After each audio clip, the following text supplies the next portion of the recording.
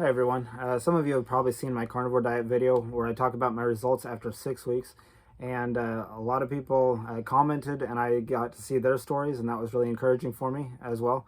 Well, my wife here, Ashley, she has also gone on the keto diet. So she's been on it for about 1 week and she's transitioning into carnivore. So in this video, we just wanted to address why she wanted to do carnivore, what her fears and concerns are going into it, and also her results after 1 week on keto, and kind of give a snapshot of where she is so you can follow along. So, hopefully this addresses some of your fears and concerns and answers some of your questions, and, you guys can follow along with it as well. So, starting off here, what made you decide to want to do carnivore, or what are you hoping is going to be addressed by switching? Well, one of the things was seeing Stewart be able to stick to it and really doing well with it and getting good results. And then hearing all you guys' results and comments and stuff in the other videos encouraged me too. But as far as long time ago, when we first got married, like about 18 years ago, we started researching health and nutrition and got interested in Weston A. Price's work and all the research that he did, and Nourishing Traditions and Sally Fallon, and just kind of went on from there. So, until later on, I did Autoimmune Protocol Paleo, and read a lot of Sarah Ballantine stuff. But some of my issues still aren't resolved.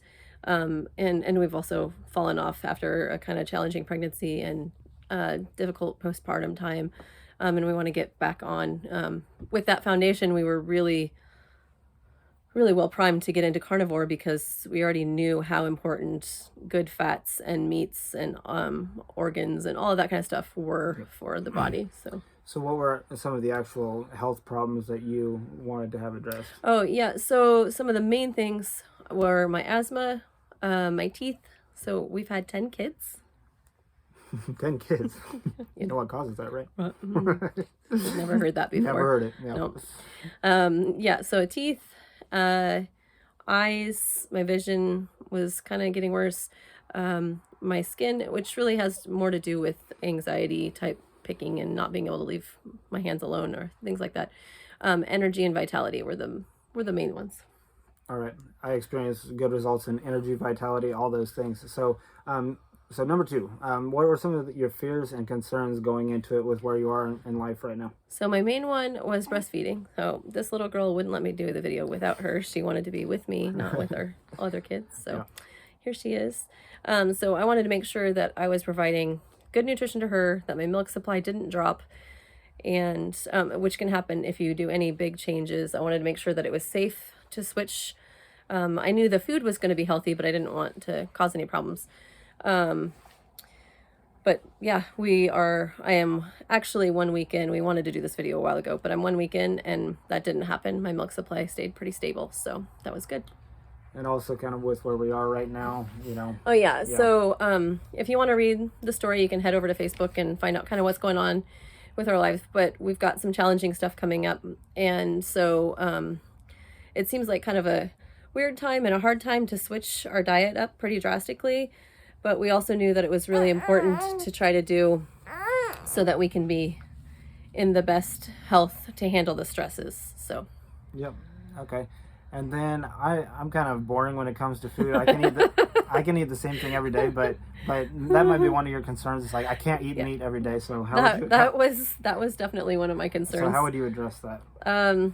So dealing with that going into this, that was one benefit to doing keto, as opposed to jumping straight into carnivore for me, was that I was still able to have vegetables and limited amounts of fruits and some of that kind of stuff, so I could have more variety. It also helped me to have time to transition and think about some different ways to eat meats and eggs and stuff like that. So that was good. And then the next big fear was, I'm an herbalist, and on our farm we do classes for identifying wild plants and working with them in food and medicine and stuff like that. So it's kind of hard for me to wrap my head around going completely off of greens and plants and stuff. But I also know that if it's harming my body right now, then that's something I might need to do. I am not planning to take out tinctures or teas or topical use of herbs. I've seen some great results from some things from those uses of herbs, and so I'm gonna keep doing that. What else? So are you just gonna go in the store and buy anything that says keto? That was definitely my one of my big hangups in doing this for a while now, is because keto and carnivore, well, especially keto, is really trendy, and I don't really like trendy things so much. A lot of what you see that's labeled keto is pretty devoid of nutrition, or full of a lot of synthetic kind of just junky stuff, and I don't want to eat like that. So yeah, So I didn't want to do that, so that's not what I'm doing. Yeah. So where are your macros right now? Like how many fats and how many proteins and carbs are you getting per day? So for me, after looking into it a little bit, I decided to aim for about 150 grams of protein and fats. I don't always hit that, but I at least try to get at least 130. But my goal is 150 of both of those every day, and I'm trying to stay in the 20 to 30 grams of carb range.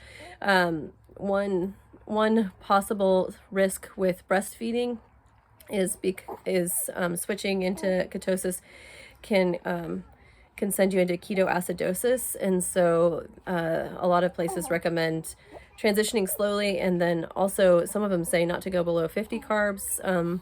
I've been being really careful to make sure I stay hydrated and get 100 to 120 ounces of electrolyte water a day. That's super, super important when I was going into ketosis, because it's flushing stuff out of your body.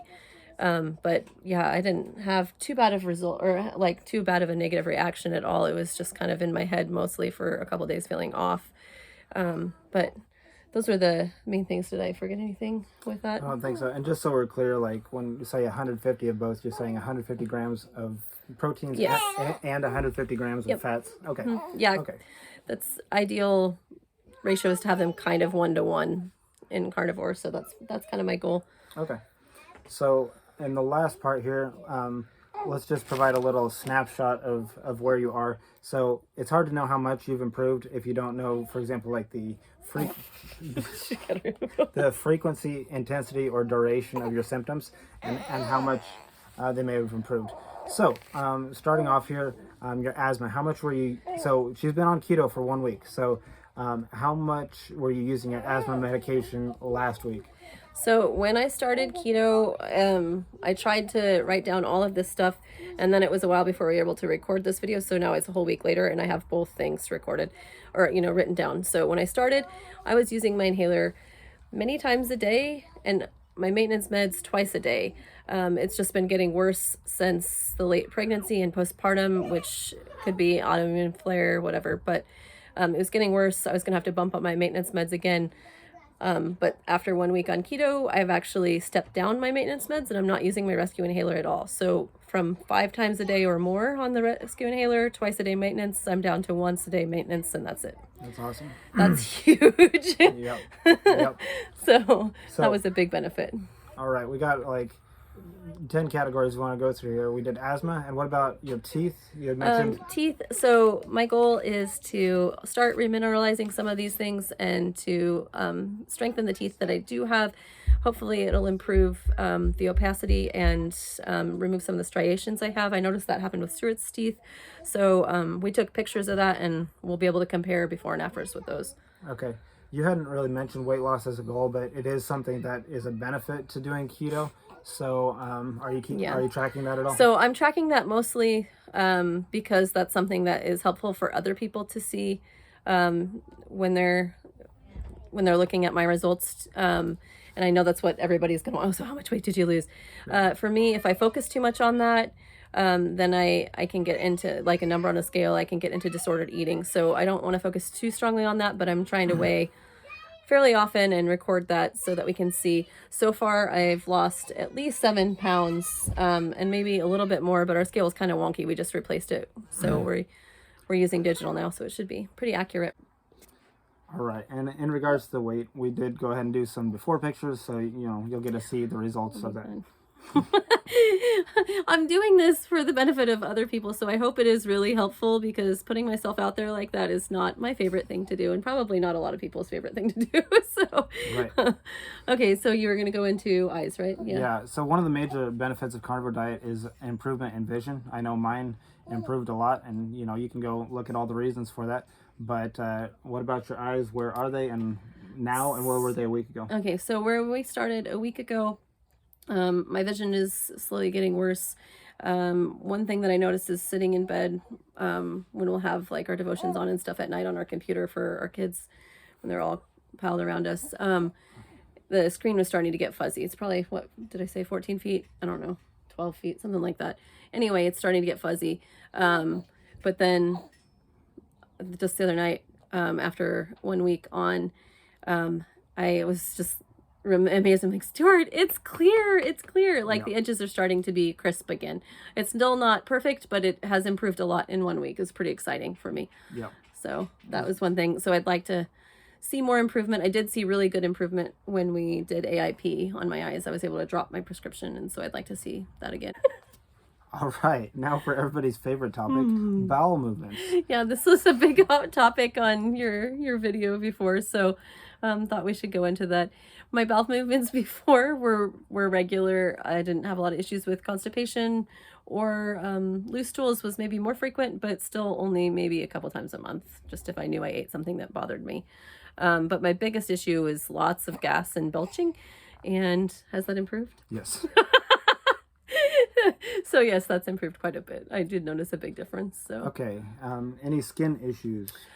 Skin. So the anxiety picking stuff we talked about. We'll talk about that with anxiety though. But I'm almost 40, and so I was noticing that my skin was starting to look more weathered, kind of leathery looking, like advanced from what my actual age is. So I don't know if you can really see a difference yet. We've got before pictures we can compare when I'm done. But the other thing was eczema. I've got eczema that started cropping up postpartum on both of my arms, and so I have visual documentation of that so that we can show befores and afters on that too. Okay. And nails, hair? My nails and hair were both pretty healthy. One thing with my nails is they are kind of striated, and so that can be just getting older, or it could be vitamin deficiency. So we'll see if that changes. We took pictures. My hair pretty healthy, pretty full, maybe less than it used to be, but it's still pretty normal. So that wasn't a big deal for me. Okay, and last two, are there any changes so far in your anxiety levels or energy levels? Yeah, so anxiety, like typically that hasn't been a huge thing for me. Postpartum, it's gotten worse with some charity stuff. But yeah, and the picking and stuff. So that'll be visually obvious when we do the befores and afters and some of that.